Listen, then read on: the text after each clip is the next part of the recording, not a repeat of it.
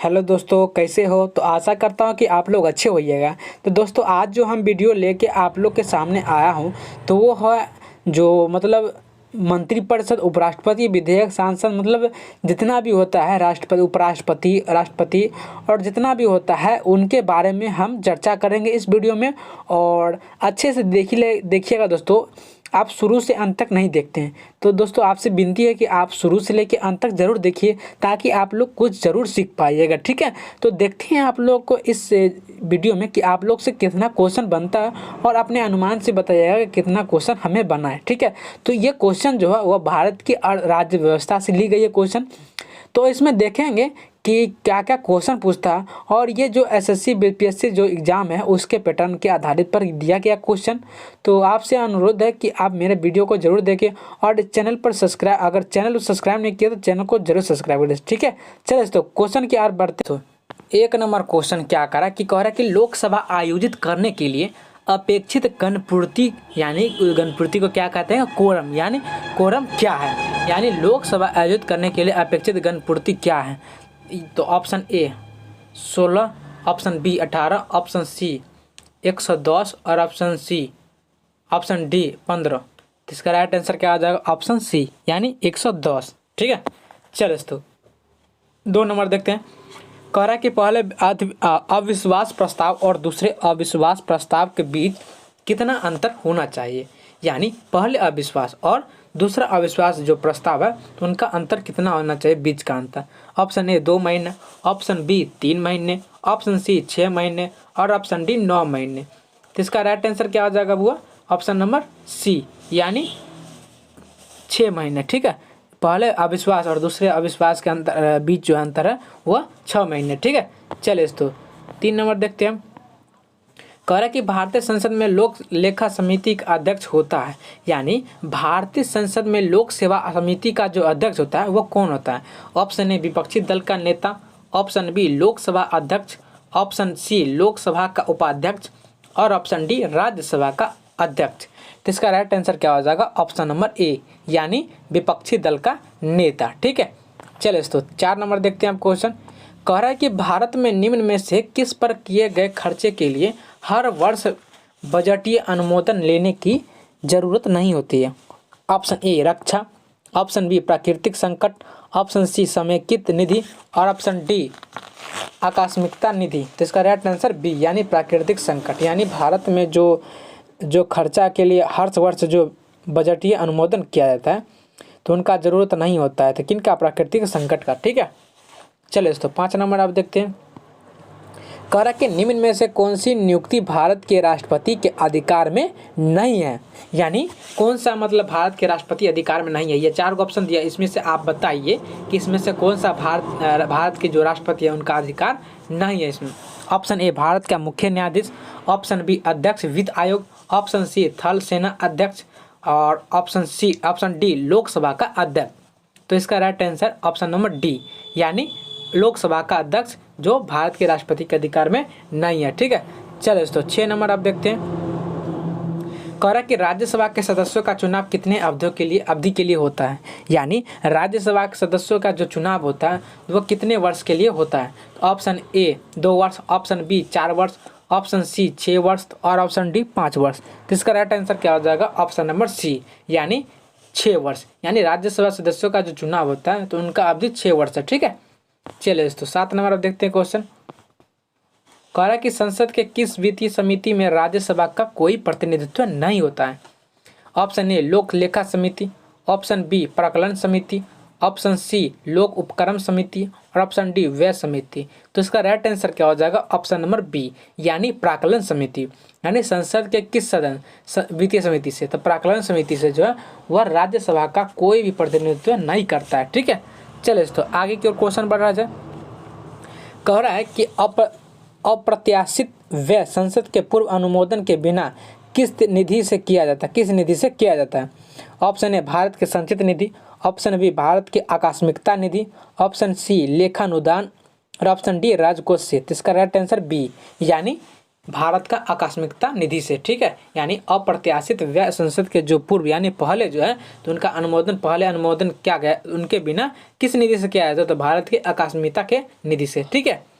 चलिए दोस्तों 9 number question देखते हैं। कह रहा है कि निम्न में से कौन सा प्रशासन पर विधायी नियंत्रण के लिए अंतर्गत नहीं आता है। ऑप्शन ए शून्यकाल, ऑप्शन बी स्थगन का प्रस्ताव, ऑप्शन सी बजट सत्र और ऑप्शन डी किसी विधेयक निरूपण। तो इसका right answer option number C यानी बजट सत्र। यानी कौन सा प्रशासन है जिसमें विधायी नियंत्रण के अंतर्गत नहीं आता, तो बजट सत्र, ठीक है। चलिए तो 10 नंबर देखते हैं। कह रहा है कि वित्त आयोग के अध्यक्ष के लिए जरूरी है कि वह ऑप्शन ए वित्त और बैंकिंग क्षेत्र के का व्यक्ति हो, ऑप्शन बी उच्च नियोक्ता वाला अर्थशास्त्री हो, ऑप्शन सी न्यायपालिका का विशेषज्ञ हो जो उच्च न्यायालय के न्यायाधीश के स्तर का हो, ऑप्शन डी सार्वजनिक मामलों में अनुभव वाला व्यक्ति हो। तो इसका राइट आंसर क्या हो जाएगा, यानी सार्वजनिक मामलों में जो अनुभव वाला मतलब व्यक्ति होता है उन्हीं को जो है वह वित्त आयोग के अध्यक्ष के लिए चुना जाता है, ठीक है। चलो दोस्तों 11 नंबर देखते हैं। कह रहा कि संसदीय प्रकार के सरकार की एक प्रमुख विशेषता है, यानी संसदीय प्रकार की सरकार की प्रमुख विशेषता क्या है।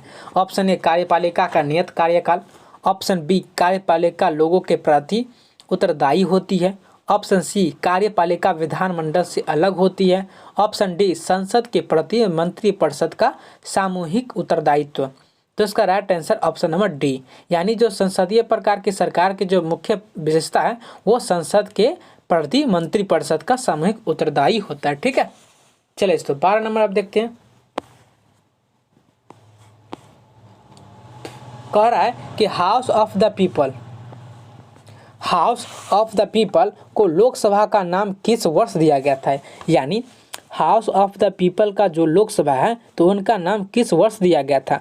Option A 1954, option B 1964, option C 1974 और ऑप्शन डी 1984। तो इसका राइट आंसर क्या हो जाएगा, ऑप्शन नंबर ए यानी 1964। यानी हाउस ऑफ द पीपल का लोकसभा जो है तो उनका 1954 में किया गया था, ठीक है। नाम लोकसभा का नाम दिया गया था हाउस ऑफ पीपल को, यानी पहले हाउस ऑफ द पीपल था और अभी लोकसभा का नाम जो बदल दिया था तो वो 1954 में बदल दिया था और नाम क्या रखा, लोकसभा, ठीक है। चले तो 13 नंबर क्वेश्चन देखते हो। कह रहा है कि मंत्रिमंडल सामूहिक रूप से उत्तरदायी है। ऑप्शन ए राष्ट्रपति के प्रति, ऑप्शन बी प्रधानमंत्री के प्रति, ऑप्शन सी लोकसभा के प्रति, ऑप्शन डी राज्यसभा के प्रति। तो इसका राइट आंसर क्या हो जाएगा, ऑप्शन नंबर सी यानी लोकसभा के प्रति। यानी मंत्रिमंडल सामूहिक रूप से उत्तरदायी है किस पे, तो लोकसभा के प्रति, ठीक है। चलिए तो अब चलते हैं 14 नंबर क्वेश्चन कि कह रहा है कि संसद किसके माध्यम से सार्वजनिक व्यय पर नियंत्रण रखता है। क्या कह रहा है कि संसद किसके माध्यम से जो है वह सार्वजनिक व्यय जो नियंत्रण रखता है उस पर नियंत्रण रखता है। तो ऑप्शन ए महाधिवक्ता, ऑप्शन बी नियंत्रक एवं महालेखा परीक्षक, ऑप्शन सी वाणिज्यिक मंत्री और ऑप्शन डी वित्त मंत्री। तो इसका राइट आंसर क्या हो जाएगा, ऑप्शन नंबर बी यानी नियंत्रक एवं महालेखा परीक्षक। क्या हो जाएगा, नियंत्रक एवं महालेखा परीक्षक जो है वह संसद के किसी भी माध्यम से जो है वह सार्वजनिक व्यय और नियंत्रण रखता है, ठीक है। जो इन्हीं के माध्यम से नियंत्रण और महालेखा परीक्षक के नियंत्रण से जो है नियंत्रण से रखता है, ठीक है, सार्वजनिक व्यय पर। चले 15 नंबर क्वेश्चन क्या करा है कि कह रहा है कि राष्ट्रीय एकता परिषद यानी NIC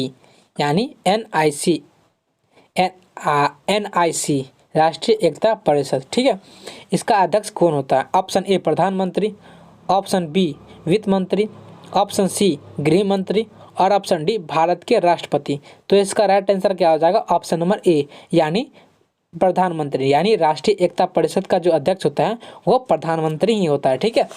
चलिए तो अब चलते हैं 16 नंबर क्वेश्चन। कह रहा है कि निम्नलिखित में से कौन सा प्रस्ताव संघीय बजट से संबंधित है। यानी कौन सा प्रस्ताव जो है वो संगठीय बजट से संबंधित है यानी जुड़ा हुआ है।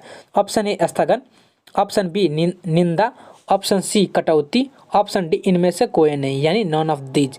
यानी तो इसका right answer option number C यानी कटौती से जो है वो प्रस्ताव संघीय बजट से संबंधित है, ठीक है। चलिए तो अब चलते हैं 17 नंबर क्वेश्चन। कह रहा है कि भारत के प्रधानमंत्रियों का निम्नलिखित में से कौन सा कालानुक्रमण सही है। यानी भारत के जो प्रधानमंत्री हैं तो उनके प्रधानमंत्री यहाँ लिखा है प्रधानमंत्रियों का निम्नलिखित में से कौन सा कालानुक्रम सही है। ऑप्शन मतलब दिया हुआ 1 नंबर में दिया इंदिरा गांधी, 2 नंबर में दिया जवाहरलाल नेहरू और 3 नंबर में दिया हुआ मोरारजी देसाई और 4 नंबर में दिया हुआ चरण सिंह।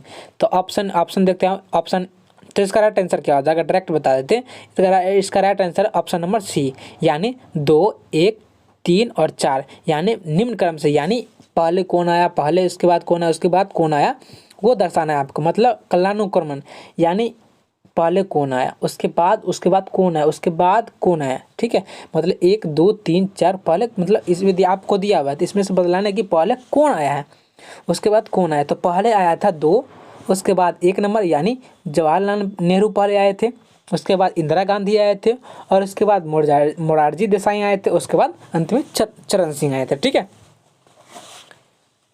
मतलब भारत के प्रधानमंत्री पहले जवाहरलाल नेहरू, उसके बाद इंदिरा गांधी, उसके बाद मोरारजी देसाई और उसके बाद चरण सिंह। पहले मतलब भारत के प्रथम प्रधानमंत्री कौन थे, जवाहरलाल नेहरू। चलिए 18 नंबर क्वेश्चन देखते हैं। कह रहा है कि राज्यसभा के सदस्य का निर्वाचन कितनी अवधि के लिए होता है, यानी राज्यसभा का जब सदस्य निर्वाचन किया जाता है तो उनका अवधि कितने वर्ष के लिए किया जाता है। ऑप्शन ए 2 वर्ष, ऑप्शन बी 4 वर्ष, ऑप्शन सी 5 वर्ष और ऑप्शन डी 6 वर्ष। तो इसका राइट आंसर क्या हो जाएगा, ऑप्शन नंबर सी, यानी 5 वर्ष। ठीक है, यानी राज्यसभा सदस्यों का जो निर्वाचन है तो उनका अवधि जो है वह 5 वर्ष के लिए होता है। ठीक है, चलिए दोस्तों अब चलते हैं 19 नंबर क्वेश्चन। कह रहा है कि योजना आयोग का अध्यक्ष कौन होता है, यानी योजना आयोग का जो अध्यक्ष होता है, योजना आयोग, कौन सा योग, योजना आयोग। तो योजना आयोग का अगर कोई पूछ देगा आपको कि बताइए कि योजना आयोग का अध्यक्ष कौन होता है, तो आप सही बताइएगा। तो इसका राइट आंसर ऑप्शन देखते हैं। पहले ऑप्शन ए में दिया हुआ है राष्ट्रपति, ऑप्शन बी में दिया हुआ है प्रधानमंत्री, ऑप्शन सी में दिया हुआ है वित्त मंत्री और ऑप्शन डी में दिया हुआ है उपराष्ट्रपति। तो इसका राइट आंसर क्या हो जाएगा, ऑप्शन नंबर बी, यानी प्रधानमंत्री। यानी योजना आयोग का जो अध्यक्ष होता है वो प्रधानमंत्री होते हैं। ठीक है, चलिए दोस्तों 20 नंबर क्वेश्चन की ओर देखा जाए। कह रहा है कि संघ सरकार में मंत्री इनके प्रसाद के दौरान संघ सरकार में मंत्री जो है तो इनके प्रसाद के दौरान कार्यकाल में कार्यभार ग्रहण करते हैं। किसके दौरान, option A Lok Sabha, option B संसद, ऑप्शन सी राष्ट्रपति और ऑप्शन डी प्रधानमंत्री। तो इसका right answer option number C, यानी राष्ट्रपति क्या मतलब संघ सरकार में जो है तो मंत्री जो है वो राष्ट्रपति के दौरान जो है उन्हें कार्यकाल में कार्यभार ग्रहण करते हैं। ठीक है, चलिए तो अब चलते हैं 21 नंबर क्वेश्चन। कह रहा है कि निम्नलिखित में से कौन सी समिति संसद की अस्थायी समिति नहीं है, यानी मतलब 4 ऑप्शन दिया हुआ है, इसमें से आप बताइए कि जो समिति संसद की अस्थायी है तो वो कौन नहीं है समिति। ठीक है, यानी समिति संसद की अस्थायी निम्न में से कौन नहीं है। ऑप्शन ए लोक लेखा समिति, ये तो है ही। ऑप्शन बी प्राक्कलन समिति, ये भी है। ऑप्शन सी लोक उपक्रमण समिति, ये हाँ ये भी है। ऑप्शन डी वित्त मंत्रालय की परामर्शदात्री समिति, ये नहीं है। तो इसका राइट आंसर क्या हो जाएगा, ऑप्शन नंबर डी, यानी उसमें दिया हुआ है उसे हमको याद था ये। तो इसका राइट आंसर क्या हो जाएगा, ऑप्शन नंबर वित्त मंत्रालय की परामर्शदात्री समिति। ठीक है, यानी इसकी संसद की अस्थायी समिति नहीं है। ठीक है, चलिए तो 22 नंबर क्वेश्चन अब देखते हैं। कह रहा है कि लोकसभा के सदस्यों के चुनाव में निम्नलिखित में से किस अवधि के प्रयुक्त किया जाता है, यानी कह रहा है कि लोकसभा के सदस्यों के चुनाव में जो है तो वो इस 4 ऑप्शन में दिया हुआ है। तो इसमें से बताइए कि लोकसभा के सदस्यों चुनाव जो किस विधि में प्रयुक्त किया जाता है, किस विधि का प्रयुक्त किया जाता है। ऑप्शन ए सांप्रदायिक प्रतिनिधित्व, ऑप्शन बी व्यक्तिगत प्रतिनिधान, ऑप्शन सी अनुपातिक प्रतिनिधित्व, ऑप्शन डी भूभागीय प्रतिनिधित्व। इसका राइट आंसर क्या हो जाएगा, ऑप्शन नंबर डी, यानी भूभागीय प्रतिनिधित्व। ठीक है, इसका राइट आंसर भूभागीय प्रतिनिधित्व यानी डी, यानी लोकसभा के सदस्यों का चुनाव में जो है वह भूभागीय प्रतिनिधित्व का विधि का प्रयुक्त किया जाता है। ठीक है, चलिए तो अब चलते हैं 23 नंबर क्वेश्चन। अब कह रहा है कि निम्नलिखित में से कौन भारत में कानूनों को बनाता है, यानी मतलब भारत में कौन सा व्यक्ति है, मतलब कौन सा है मंत्रिपरिषद हो चाहे न्यायपालिका, कौन सा है जो कानून को बनाता है। ऑप्शन ए राष्ट्रपति और मंत्रिपरिषद, ऑप्शन बी उच्चतम न्यायालय और उच्च न्यायालय, ऑप्शन सी राष्ट्रपति और संसद के दोनों सदन यानी दोनों सदन, ऑप्शन डी लोकसभा और राज्यसभा। तो इसका राइट आंसर क्या हो जाएगा, ऑप्शन नंबर सी यानी राष्ट्रपति और संसद के दोनों सदनों। ठीक है, लोकसभा और राज्यसभा जो दोनों सदन है वो भी है। यानी निम्नलिखित में से कौन सा भारत का कानूनों को बनाता है, कौन सा, तो राष्ट्रपति और संसद दोनों सदन जो है वो बनाते हैं कानून। ठीक है, चलिए तो अब चलते हैं 24 नंबर क्वेश्चन। कह रहा है कि भारत सरकार का प्रथम विधि अधिकारी कौन है, यानी भारत सरकार का जो प्रथम विधि अधिकारी है तो वो अधिकारी कौन है। ऑप्शन ए विधि यानी कानून सचिव, ऑप्शन बी संघीय विधि मंत्री, ऑप्शन सी भारत का महान्यायवादी और ऑप्शन डी भारत का मुख्य न्यायाधीश। तो इसका राइट आंसर क्या हो जाएगा, ऑप्शन नंबर सी यानी भारत का महान्यायवादी। क्या हो जाएगा, भारत का महान्यायवादी। ठीक है, चलिए दोस्तों इससे पहले आपको बता दूं कि अगर इस चैनल पर आप नए हो तो चैनल को जरूर सब्सक्राइब कर दीजिएगा। ठीक है, और अपने दोस्तों को भी शेयर कीजिए, जितना जितना होगा उतना शेयर कीजिए ताकि वो भी पढ़ सके कुछ। ठीक है, तो चलिए दोस्तों 25 नंबर क्वेश्चन देख लेते हैं कि कह रहा है कि केंद्र सरकार किसकी सिफारिशों के आधार पर भारत की समेकित निधि से राज्यों की सहायता अनुदान देती है।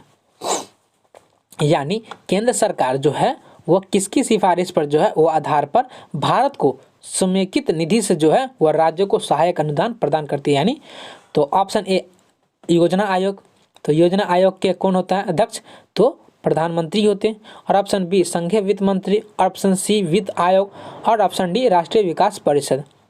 तो इसका राइट आंसर क्या हो जाएगा, ऑप्शन नंबर सी। क्या हो जाएगा, ऑप्शन नंबर सी यानी वित्त आयोग। यानी केंद्र सरकार जिसकी सिफारिश पर काम करता है तो वो वित्त आयोग के इन्हीं के आधार पर जो है वो काम करते हैं। ठीक है, राज्यों के सहायता अनुदान करते हैं वित्त आयोग के। ठीक है, चलिए तो अब चलते हैं 26 नंबर क्वेश्चन। कह रहा है कि भारत में सरकार की संसदीय प्रणाली इसलिए है क्योंकि मतलब भारत में जो सरकार के संसदीय प्रणाली है तो वो किस लिए है। तो ऑप्शन ए लोकसभा का जनता द्वारा सीधे ही चुना जाता है, ऑप्शन बी संसद संविधान में संशोधन कर सकती है, ऑप्शन सी राज्यसभा को भंग नहीं किया जा सकता है, ऑप्शन डी लोकसभा में मंत्रिपरिषद उत्तरदायी है।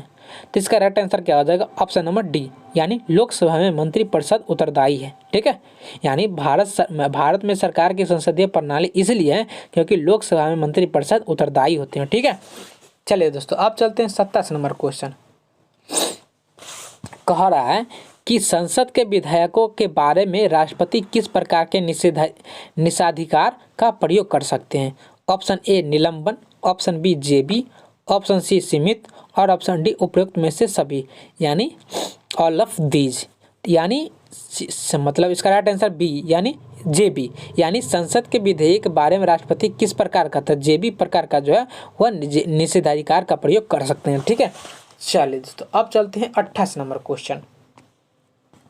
थोड़ा ऊपर कर देते हैं। तो ध्यान दीजिएगा दोस्तों, आपको एक भी क्वेश्चन छूटे ना, और आपको जो आने वाले एग्जाम है उसमें आप भाग जरूर लें, और जितना जितना हम बता रहे हैं उतना आप कंटेस्ट याद कर लीजिए ताकि एक भी क्वेश्चन आपको नहीं छूटेगा। ठीक है, तो हम परीक्षा से रिलेटेड ही क्वेश्चन बताते हैं, चाहे बीपीएससी हो चाहे यूपीएससी हो चाहे कोई भी अदर कॉम्पिटिटिव एग्जाम हो, उसके लिए आधारित इसी प्रश्न पर हम दिए जाते हैं। ठीक है, तो आप जब तक ये ल्यूसेंट का इतिहास नहीं जीके नहीं पढ़िएगा तब तक कुछ नहीं होगा। ठीक है, तो इसी के मुताबिक आपको हम बता रहे हैं, तो इसका हम दे रहे हैं आपको, जितना जितना होगा मेरे से तो उतना दिया जा रहा है आपको, और इतना ही पढ़िए, हमको अनुमान है कि आप लोग को सिलेक्शन पक्का हो जाएगा। ठीक है, तो आप लोग मेहनत कीजिए और आगे की ओर बढ़ते चलिए। ठीक है, चलिए दोस्तों बिना देरी गवाए 28 नंबर देखते हैं कि कह रहा है कि राज्यसभा का पीठासीन अधिकारी कौन है। यानी राज्यसभा का जो पीठासीन है तो उनका अधिकारी कौन है। ऑप्शन ए भारत का उपराष्ट्रपति, ऑप्शन बी भारत का राष्ट्रपति और ऑप्शन सी लोकसभा का अध्यक्ष यानी स्पीकर उसको बोला जाता है, और ऑप्शन डी भारत के प्रधानमंत्री। तो इसका राइट आंसर क्या हो जाएगा, ऑप्शन नंबर ए यानी भारत के उपराष्ट्रपति जो राज्यसभा का पीठासीन अधिकारी होते हैं। ठीक है, चलिए तो 29 नंबर अब देखते हैं। कह रहा कि प्राक्कलन समिति में कहाँ के सदस्य सम्मिलित किए जाते हैं, यानी प्राक्कलन समिति में जो सदस्य आते हैं तो वो कहाँ से उनको जोड़ा जाता है। तो ऑप्शन ए संसद, option B Lok Sabha, option C राज्य विधानसभाएं और ऑप्शन डी संघ राज्य क्षेत्र। तो इसका राइट आंसर बी यानी लोकसभा। यानी प्राक्कलन समिति में जो सदस्य होते हैं उनको जोड़ने के लिए लोकसभा का होना जरूरी है। यानी प्राक्कलन समिति में जो कहाँ के सदस्य सम्मिलित किए जाते हैं तो लोकसभा के सदस्य जो है उनको जोड़ा जाता है। ठीक है, चलिए तो आगे के क्वेश्चन बढ़ा जाए। 30 नंबर देखते हैं। कह रहा है कि लोकसभा के अध्यक्ष का चयन किसके द्वारा किया जाता है, यानी लोकसभा का अध्यक्ष जो है तो वो अध्यक्ष किसके द्वारा चयन किया जाता है। ऑप्शन ए संसद के सभी सदस्य, ऑप्शन बी सीधे जनता द्वारा, ऑप्शन सी लोकसभा के सदस्य सभी सदस्य, ऑप्शन डी लोकसभा में बहुसंख्यक दल के सदस्यों द्वारा। तो इसका right answer option number C यानी लोकसभा के सभी सदस्य। यानी लोकसभा में जो अध्यक्ष उसका चयन किया जाता है तो वो लोकसभा के सभी सदस्यों के द्वारा ही चयन किया जाता है। ठीक है, उनको चुना जाता है। ठीक है, चलिए तो अब चलते हैं 31 नंबर क्वेश्चन। देखते हैं 31 नंबर क्वेश्चन में क्या है।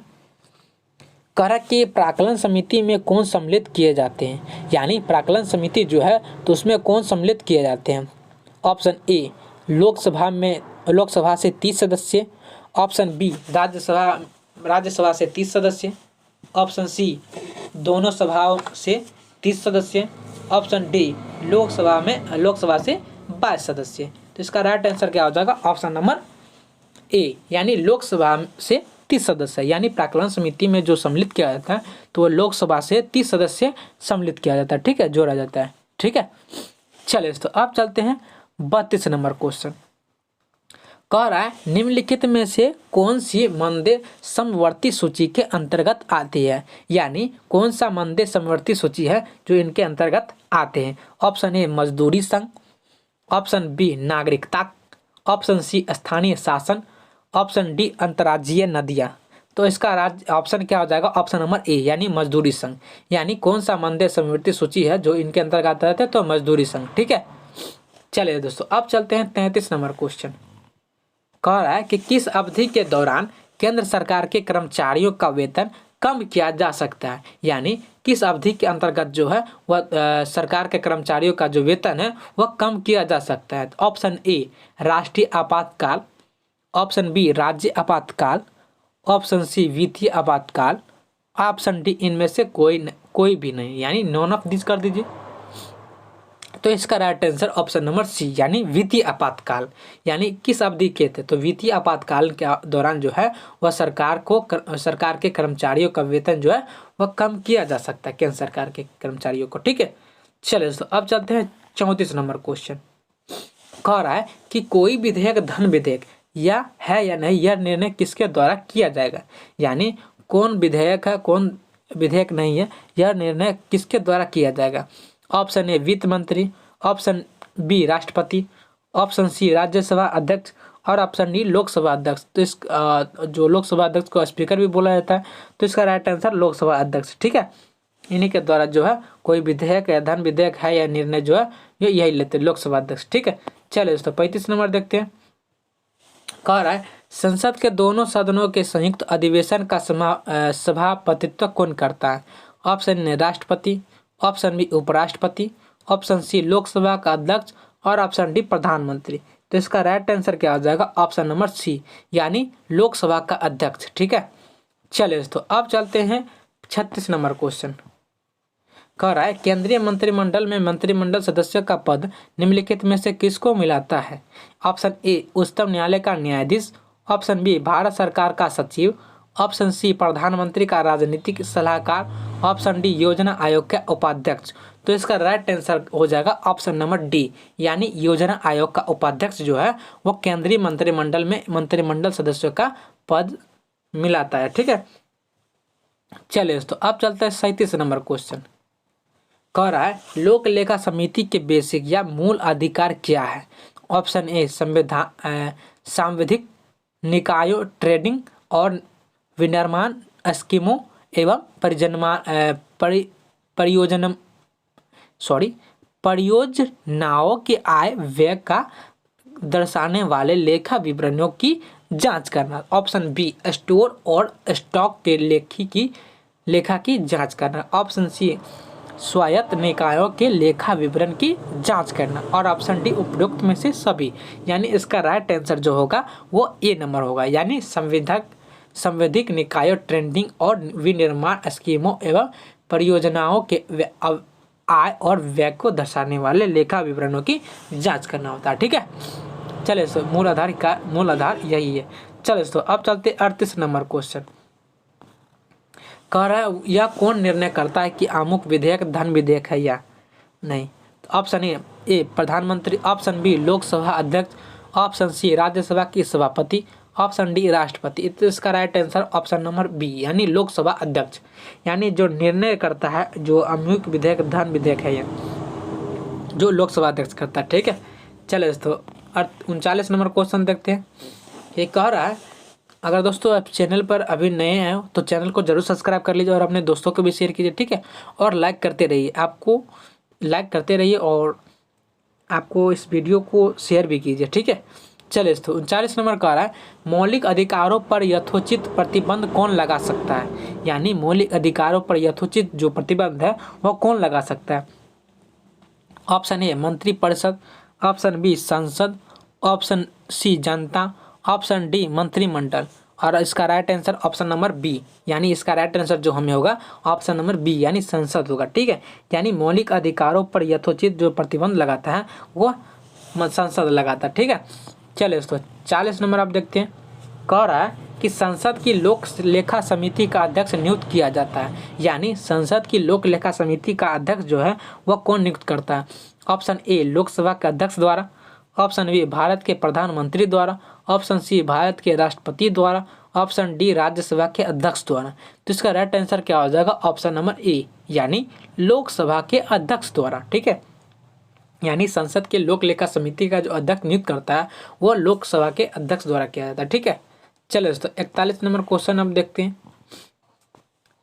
कह रहा है कि प्रत्येक 6 महीने में संसद की स्वीकृति लेकर राष्ट्रपति शासन अधिकतम कितने समय के लिए बढ़ाया जा सकता है। यानी प्रत्येक 6 महीने में जो संसद की स्वीकृति होती है तो वह राष्ट्रपति शासन अधिनियम के वह कितने समय के लिए बढ़ाया जा सकता है।